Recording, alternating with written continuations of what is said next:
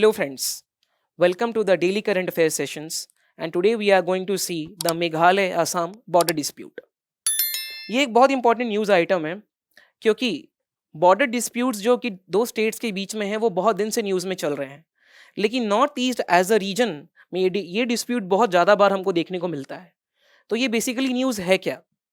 ये news basically ये है कि दो नॉर्थ ईस्टर्न स्टेट्स के सीएम ने आपस में बॉर्डर डिस्प्यूट को रिजॉल्व करने का तय किया है and so they have signed an agreement with each other. Basically the Meghalaya and the Assam government, they have signed an agreement to resolve 50-year-old border dispute. Assam और मेघालय का जो बॉर्डर डिस्प्यूट है दैट इज 5 decade लॉन्ग. ये 5 decade पुराना है जब Meghalaya as a state carve out हुआ था. आगे की स्लाइड्स में हम इसके बारे में और डिटेल में जानेंगे और इस चीज़ को as a historic day term किया जा रहा है क्योंकि बॉर्डर डिस्प्यूट के चलते नॉर्थ ईस्टर्न रीजन में हमने देखा है बहुत बार वायलेंस स्पार्क हो जाता है. लास्ट ईयर हमने देखा था कि आसाम और मिजोरम के बीच में बॉर्डर डिस्प्यूट के चलते देयर वाज वायलेंस और इसमें कुछ लोगों की डेथ भी हुई थी.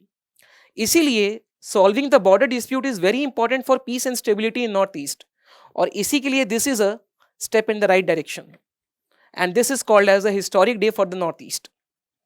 हम देखने वाले हैं कि डिस्प्यूट बेसिकली था क्या. तो मैं आपको क्या बताना चाहता हूं. Assam erstwhile was made up of a lot of states. Assam जो है वो बहुत सारे स्टेट से बना हुआ था. उसमें से एक स्टेट जो कि आसाम में इंक्लूडेड था दैट वाज मेघालय. तो due to the popular demand Meghalaya was carved out of Assam in 1973 through the state Assam reorganisation act of 1971. लेकिन वहां के लोगों को कुछ इससे प्रॉब्लम थी और वो प्रॉब्लम क्या थी कि ये जो एक्ट है this act gave block 1 and block 2 of the Mikir Hills or the present day Karbi analog district to Assam. जब ये रीऑर्गेनाइजेशन एक्ट आया था तो इन्होंने कुछ ऐसी टेरिटरीज जो कि मेघालय को लगता है उनको मिलनी चाहिए वो उन्होंने आसाम को एलोकेट कर दिया. So that was the main bone of contention. Basically था क्या कि मेघालय जो है वो अपने बॉर्डर डेमार्केशन को जिस सर्वे मैप्स पे बेस करता है those are the survey maps of 1872 and 1929, यानी कि प्री इंडिपेंडेंस मैप.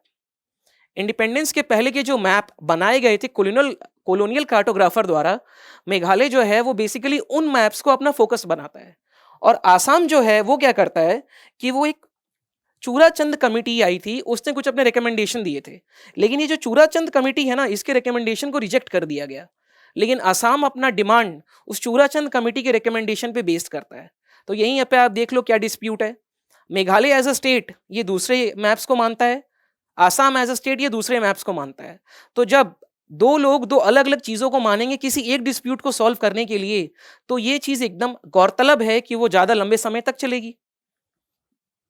अब यहाँ पे एरिया ऑफ डिस्प्यूट वैसे तो कहा जाता है कि there are 12 areas of dispute जिसमें से 6 को अभी सॉल्व किया गया है. लेकिन इसमें से भी जो मेजर एरिया ऑफ डिस्प्यूट है that is basically the Langpih area in the west Khasi hills. ये वो मेजर एरिया है जहां पे मेन डिस्प्यूट चल रहा है. ओके, अब अगर हम देखें तो क्या ये जो डिस्प्यूट है क्या ये नॉर्थ ईस्ट को ही है स्पेसिफिकली, क्या बाकी पूरे इंडिया में हमें इंटरस्टेट बॉर्डर डिस्प्यूट देखने को नहीं मिलते हैं? नहीं, ऐसा नहीं है. क्या है कि इंडिया में ऐसे बहुत सारे स्टेट हैं, या अगर हम ऐसा कह सकें कि बहुत सारे ऐसे इंडिया में कॉन्टिग्यूअस जोन है जिसके चलते वहां पे फ्रिक्शन और टेंशन हमेशा डेवलप होते रहता है. अगर हम नॉर्थ से लेके साउथ की तरफ जाएं तो सबसे पहला पॉइंट ऑफ डिस्प्यूट है वो हिमाचल प्रदेश और उत्तराखंड में. 6 places in Dehradun district that is contested. Then we have Gujarat, Rajasthan, और एक डिस्प्यूट है जो बार बार न्यूज में आती है that is Karnataka and Maharashtra. ठीक है, तो यहाँ पे बहुत सारे ऐसे डिस्ट्रिक्ट्स हैं जिसको लेके बार बार डिस्प्यूट आते रहता है. इसमें एक बहुत ही प्रोमिनेंट रीजन है जिसका आपने नाम सुना होगा, बेलगाम इन कर्नाटका. अब अगर मैं आपसे पूछूं कि बेलगाम का रेलेवेंस क्या है इंडियन हिस्ट्री में, तो आपको ये चीज पता होनी चाहिए कि Belgaum session was the only session where the father of the nation Mahatma Gandhi presided over the Congress session. तो ये क्वेश्चन आपके MIH में भी यूज हो सकता है कि कौन सा एक लौता ऐसा कांग्रेस सेशन है जिसको कि महात्मा गांधी जी ने एड्रेस किया था. The answer is the Belgaum session. देखो, आपको इस तरीके से लिंकेजेस को डेवलप करना है. अगर कभी ऐसा हो रहा है कि महाराष्ट्र कर्नाटका जो डिस्प्यूट है वो न्यूज में आ रहा है तो वहां पे automatically Belgaum will be news. Belgaum अगर न्यूज में है then automatically 1924 session, if I can recall correctly, जहां पे महात्मा गांधी ने कांग्रेस सेशन को लीड किया था, तो उस सेशन के क्या बैकड्रॉप है, उस सेशन का क्या आउटकम था, वो ऑटोमेटिकली इंपॉर्टेंट हो जाता है। तो ये बोलना गलत होगा कि history is an entirely static subject. आपको इंटरलिंकेजेस डेवलप करना है। देखो किस तरीके से हम आसाम और मेघालय का बात कर रहे थे, यहाँ पे मैंने आपसे कर्नाटका और महाराष्ट्र की बात की, फिर हम चले गए बेलगाम में। बेलगाम में ने हमने बात की कांग्रेस के बारे में, कांग्रेस सेशंस के बारे में। इस तरीके से you have to try to develop interlinkages.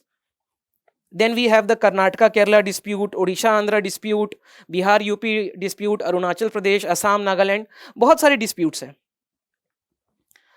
अब एक क्वेश्चन जो आपके दिमाग में आना चाहिए कि एक्चुअली में इतने सारे बॉर्डर डिस्प्यूट है क्यों? क्योंकि बॉर्डर डिस्प्यूट तो जनरली दो नेशंस के बीच में होने चाहिए, जैसा कि हम देखते हैं India Pakistan, India Bangladesh, USA Mexico. तो जो बॉर्डर डिस्प्यूट है वो तो जनरली दो नेशंस के बीच आना चाहिए। सिमिलर देश में, एक ही देश में इतने सारे डिस्प्यूट क्यों हैं? और बहुत बार क्या होता है कि जर्नलिस्टिक जार्गन में एक नया टर्म डेवलप किया गया है जो कि है द यूनियन ऑफ डिस्प्यूट। देखो आर्टिकल 1 ने कहा है कि India that is a union of states, लेकिन उसी को कुछ लोगों ने to be a bit of satire उन्होंने यूज किया द यूनियन ऑफ डिस्प्यूट्स, क्योंकि इतने सारे स्टेट में डिस्प्यूट्स हैं। तो उसका बेसिकली दो रीजन है जो कि मैंने आइडेंटिफाई किया है। सबसे पहला रीजन ये है कि जो डेमार्केशन किया गया है, यानी कि मान के चलो कि एंटायर इंडिया में if we have demarcated the border और हमने अलग अलग स्टेट्स बनाए हैं या अलग अलग रीजन्स बनाए हैं, वो बेसिकली कोलोनियल कार्टोग्राफर्स के मैप के ऊपर बेस्ड है। और ये जो कोलोनियल कार्टोग्राफर्स थे, they had no idea about the socio economic या socio cultural nature of the people. तो उन्होंने किया क्या कि उन्होंने कोई भी रैंडम बेसिस पे या फिर उन्होंने कुछ ऐसे चीजों को अपना पैरामीटर बनाया that is true in those regions जहां पे ज्यादा होमोजिनिटी है। लेकिन India as a nation is full of heterogeneity. यहाँ पे अलग अलग एथनिसिटी, अलग अलग लैंग्वेज, अलग अलग रिलीजन और कास्ट के लोग एक ही एरिया में रहते हैं। तो किसी भी एक पैरामीटर में डेमार्केशन करना will be very injustice to the people living over there. और दूसरा रीजन था लिंग्विस्टिक रीऑर्गेनाइजेशन ऑफ स्टेट्स। अब ये कैसे रीजन हो सकता है, मैं आपको इसके पीछे का एक्सप्लेनेशन देता हूं। मान के चलो कि दीज आर, ये दो एरिया है, एक है महाराष्ट्र और एक है कर्नाटका, ठीक है। तो कर्नाटका या फिर महाराष्ट्र एज अ रीजन में अगर majority of Marathi speaking people है तो उन्होंने उसको वहां से डेमार्केट करके कर दिया महाराष्ट्र। लेकिन महाराष्ट्र का कुछ रीजन ऐसा होगा जो अपने आप को दूसरे लैंग्वेज के साथ आइडेंटिफाई करते होंगे लेकिन वो रहना चाहते होंगे महाराष्ट्र में, या कुछ महाराष्ट्र में ऐसे लोग होंगे who speak the Kannada language लेकिन वो रह रहे हैं महाराष्ट्र में, लेकिन उनकी जो एथनिसिटी है या उनकी जो कल्चरल बिलोंगिंग है that belongs to the state of Karnataka. तो आपको नहीं लग रहा है कि वो एक तरीके से देखा जाए तो डाइकोटॉमी में रहेंगे? They will be in a sense of self deprivation कि यार ये हो क्या रहा है, क्या लैंग्वेज ज्यादा इंपॉर्टेंट है, एथनिसिटी ज्यादा इंपॉर्टेंट है? तो ये दो रीजन है जिसके चलते जो डेमार्केशन था वो एक अनसक्सेसफुल एक्टिविटी साबित हुआ, और उसके चलते आज के डेट में बहुत सारे इंटरस्टेट डिस्प्यूट्स हम देख रहे हैं। अब नॉर्थ ईस्ट में इतने सारे डिस्प्यूट्स क्यों हैं? मैंने आपको अर्लियर मैप में दिखाया था कि मेजॉरिटी ऑफ द डिस्प्यूट जो है वो नॉर्थ ईस्ट में है। तो नॉर्थ ईस्ट में डिस्प्यूट का सबसे मेजर रीजन ये है कि व्हेन वी वर डेमार्केटिंग, जब स्टेट रीऑर्गेनाइजेशन कमीशन ने जब अलग अलग स्टेट्स को बनाया, when they were reorganising the state, basically they did that on the basis of linguistic basis, यानी लैंग्वेज उनका बेस था। And at that time Assamese was the language which was spoken in majority of the area. तो उन्होंने क्या किया, उन्होंने एक बड़ा सा स्टेट बना दिया Assam, which contained Mizoram, Meghalaya, Nagaland, Arunachal and Tripura. तो जो आज के डेट में हम प्रेजेंट इन 5 स्टेट्स को जानते हैं, दे वर इंक्लूडेड इन आसाम ओनली। अब इन एरियाज में लोगों की एथनिसिटी डिफरेंट है, लोगों के एस्पिरेशन डिफरेंस है, इनके कल्चरल सोशल नॉर्म्स डिफरेंट है। तो ये गौरतलब है कि इनमें आपस में फ्रिक्शन डेवलप होगा ही, और ये फ्रिक्शन डेवलप जब हुआ तो इसके चलते subsequent demand of separate states आए।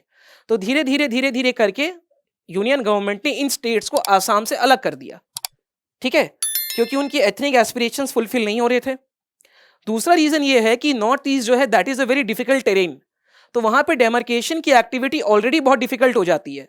There we have high mountains, we have rivers, we have dense forest.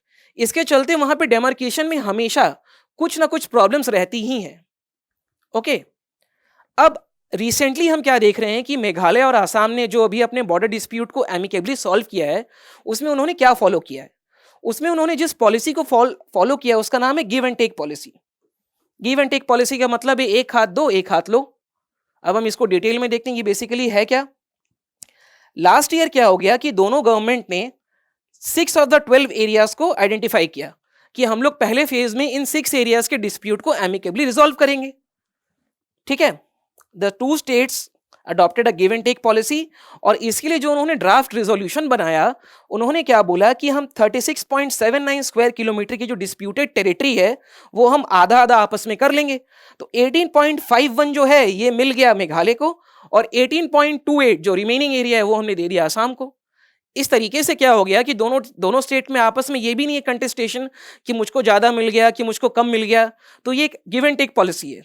अगर आपको किसी भी चीज को सॉल्व करना है then you will find a way out.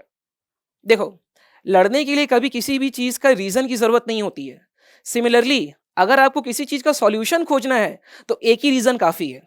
If you are in a way to find the solution, आप कहीं से भी उस सॉल्यूशन को निकाल के ले आओगे। ये एक बहुत ही हमारा परफेक्ट पिक्चर है, and this is a step in the right direction. तो क्या क्या प्रिंसिपल्स हैं जो हमने अपने दिमाग में रखा जिस टाइम पे हमने इस एग्रीमेंट को रीच किया? सबसे पहले हिस्टोरिकल पर्सपेक्टिव। हिस्टोरिकल पर्सपेक्टिव को इसलिए दिमाग में रखेंगे, याद करो हमने बात किया सर्वे मैप्स के बारे में। मेघालय जो है वो कुछ अलग मैप्स को मानता है, असम कुछ अलग मैप्स को मानता है। लोग अपनी हिस्टोरिसिटी अलग अलग जगह से ट्रेस करते हैं। We will keep this in mind. We will also keep in mind ethnicity of the local population. यानी कि मान के चलो कुछ लोग ऐसे हैं जो कि असम में रह रहे हैं, लेकिन उनकी एथनिसिटी मेघालय रीजन को बिलोंग करती है। फॉर एग्जाम्पल उनकी जो एथनिसिटी है, say for example that belong to the west Garo hills. तो जब भी हम उनसे पूछेंगे कि आपको कहां रहना है, we will keep ethnicity in mind, contiguity with the boundary. अब ऐसा नहीं हो रहा है कि दो स्टेट्स मान के चलो ये हो गया असम, ये हो गया मेघालय, और मैं ऐसे किसी बीच के रीजन को दे दूं मेघालय को, ये हो गया डिसकॉन्टिग्यूटी विद द बाउंड्री। तो हमें इस तरीके से रिजॉल्व करना है कि बाउंड्री पे ही हम टेरिटरीज का आदान प्रदान करें ताकि एडमिनिस्ट्रेटिव एफिशिएंसी उस टाइम पे हर्ट ना हो। और वो हमारा 5th पॉइंट भी है, एडमिनिस्ट्रेटिव कन्वीनियंस। अगर आप इस बीच के रीजन को दे दोगे तो ये किस तरीके से एडमिनिस्टर होगा, आप खुद सोचो, इसमें कितना प्रॉब्लम क्रिएट हो जाएगा। And last but not the least is the people's will. लोग क्या चाह रहे हैं, क्योंकि at the end democracy is what the people want. इसका नेक्स्ट स्टेप क्या होगा? Next step is that officials will involve delineation of the boundary by the survey of India. तो सर्वे ऑफ इंडिया वहां पे delineation and demarcation of boundary करेगी, और फिर इस इशू को लिया जाएगा पार्लियामेंट में। अब आप एक क्वेश्चन पूछ सकते हैं कि सर जब दो स्टेट में आपस में प्रॉब्लम है तो वो दो स्टेट आपस में बाउंड्री को रीडिस्ट्रीब्यूट क्यों नहीं कर सकती है, या फिर वो बाउंड्री को अपने आप रीड्रॉ क्यों नहीं कर सकती है? इसके पीछे का लिमिटेशन है article 3 of the Indian constitution. Any kind of readjustment in the boundary पर से can be done by the parliament only. ठीक है, तो पार्लियामेंट ऑफ इंडिया को ही ये प्रेरोगेटिव है कि वो स्टेट की बाउंड्री को ऑल्टर कर सकता है। ये आप देख सकते हैं आर्टिकल 3 के बारे में मैंने यहाँ पे लिखा हुआ है। यानी कि पार्लियामेंट के पास सोल प्रेरोगेटिव है, लेकिन वो क्या कर सकती है कि वो स्टेट लेजिस्लेचर के पास में ड्राफ्ट बिल भेज सकती है उनके रिकमेंडेशन के लिए, बट इट विल डिपेंड सोली कि पार्लियामेंट उन रिकमेंडेशंस को एक्सेप्ट करना चाहती है या नहीं। इसीलिए पार्लियामेंट का ऑन बोर्ड होना बहुत जरूरी है अगर हमको इस तरीके के बॉर्डर डिस्प्यूट को सॉल्व करना है। और ये इतना इजी इसलिए भी है क्योंकि according to article 4 of the constitution कोई भी चेंजेस अगर हम आर्टिकल 3 के तहत लेके आ रहे हैं then that will not require amendment under article 368। अब आर्टिकल 368 बात करता है स्पेशल मेजोरिटी के बारे में।